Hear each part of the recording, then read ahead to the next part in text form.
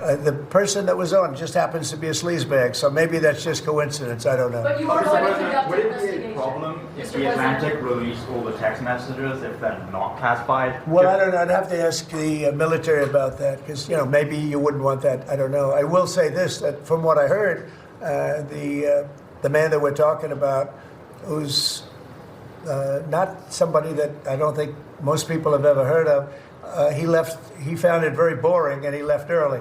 He got off the line very early. So I can't speak to it other than that. So he's made up a lot of stories, and I think he's basically bad for the country. But it's a failing venture, very failing venture. They're very upset, and a thing like this is publicity for them. That's Donald Trump there, responding to some tough questioning about perhaps one of the biggest group chat slip-ups ever. Earlier this week, The Atlantic's editor-in-chief Jeffrey Goldberg revealed that he was accidentally added to the Trump administration's group chat about war plans in Yemen. And I should point out, even me saying war plans, that term up for debate. It's been updated now to attack plans. There's a lot of back and forth. Was it classified? Was it not classified?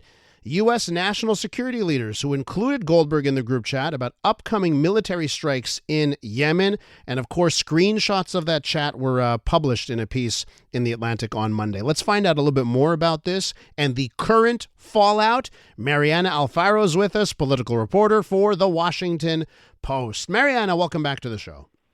Hi, thanks for having me. What did you take away? I got to say, when this story came out, it's one of those times, sometimes you see stuff in your social media and you skim. And this one, I sat down, I fixed my pillow, and I ate the whole thing. I read the whole thing, and it's a lengthy piece. You've been through this. What struck you when this dropped in your lap?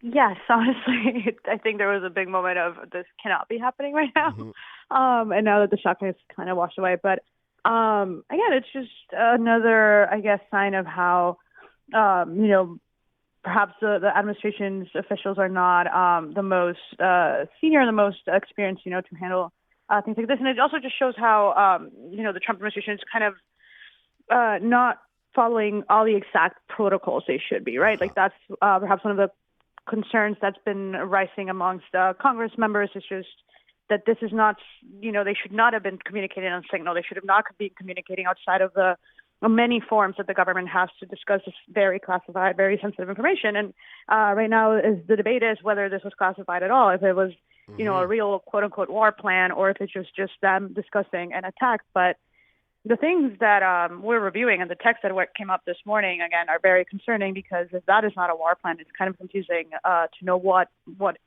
counts as a war plan, what counts as very classified information. And of course, a follow-up piece published by The Atlantic today, right, titled, "Here Are the Attack Plans That Trump's Advisors Shared on Signal."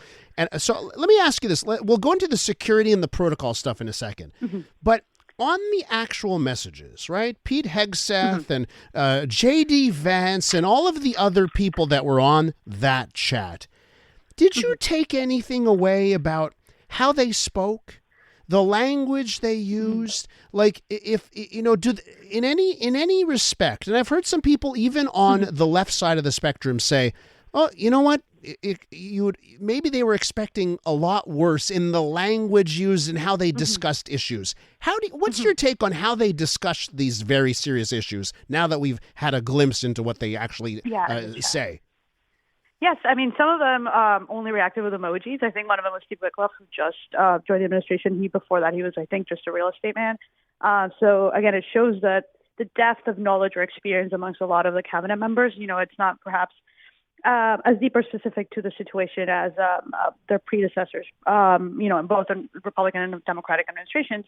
The other thing, too, is that there's a lot of conversation about J.D. Vance kind of going against what President Trump wanted to do, and he was the only one who kind of raised that question of should we really do this, or is this the best course of action? Which again is interesting because he publicly does not defy the president. So that's an interesting takeaway there too. But a lot of it too was that specific conversation. I think it was Pete Hegseth who said the bomb is dropping exactly at this moment. That is the part that I think a lot of people are gonna, regardless of what else is on the text, like on the conversations and screenshots. I think that is what a lot of Democrats are going to hang on to. as they, claim for some sort of consequences for what happened. Because, again, it goes back to the idea of what counts as a attack or a war plan or not, and that is very much just a very clear direction, a very clear detail that, again, maybe should have been transmitted in a more secure environment. And what about the discussion about Europe in that chat? Like frank, honest talk about Europe from some of these administration officials. And some people have said, I've heard this thrown out there, and you got a conspiracy theory every day, right? So, well, you know what? He was included, this journalist at the Atlantic was included on purpose so people in Europe, European officials could see just how serious the administration is on this. What do you make of that? A, the messaging to Europe, and the fact that maybe there was other intentions here.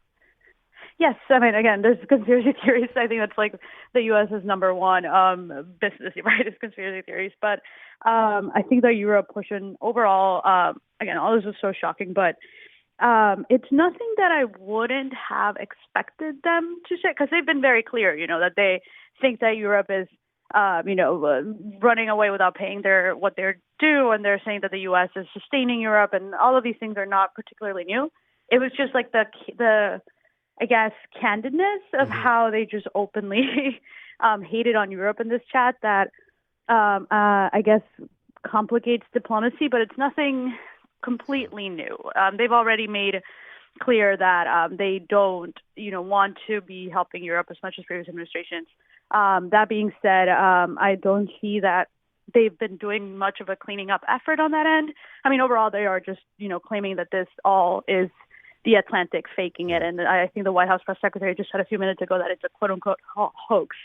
So I don't think we're going to see a lot of them trying to clean up the comments they made on Europe. On the security front and on, the handling of sensitive information on a group chat app like Signal, I'll tell you this, Mariana, and I don't know if you've got the same type of story, because there are politicians that I've communicated with and they want it on Signal. Like high-level stuff happens on Signal because it's known as being very safe and encrypted and secure. So I want to know how you view, and maybe you've got also stories, well, yeah, you know what? Sometimes high-level stuff happens on Signal. How do you view that side of things?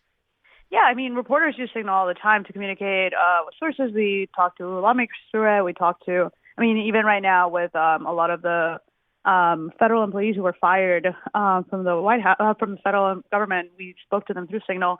And out of all the messaging apps, again, it's perhaps one of the most safe third-party apps. But that is within, I think when officials are talking through it, the understanding is that the details that they're sharing are not classified. Because once they are classified, there comes in a whole cachet of legal, ties and legal things that you have to, keep an eye on. And if that ever came to come out in the public that they were discussing classified material in an app that was not, sanctioned by the government, that is a problem. So the idea here is that, yeah, you can discuss delicate things on Signal as long as they are not, protected by law. And I think that's the debate that's going to come up. Well, it's already happening, right? Like Republicans are saying, this wasn't classified, this wasn't a war plan.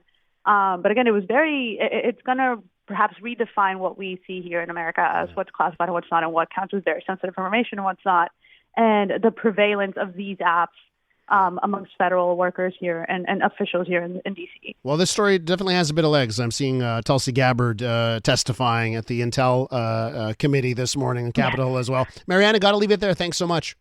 Thank you. Mariana Alfaro, political reporter for The Washington Post.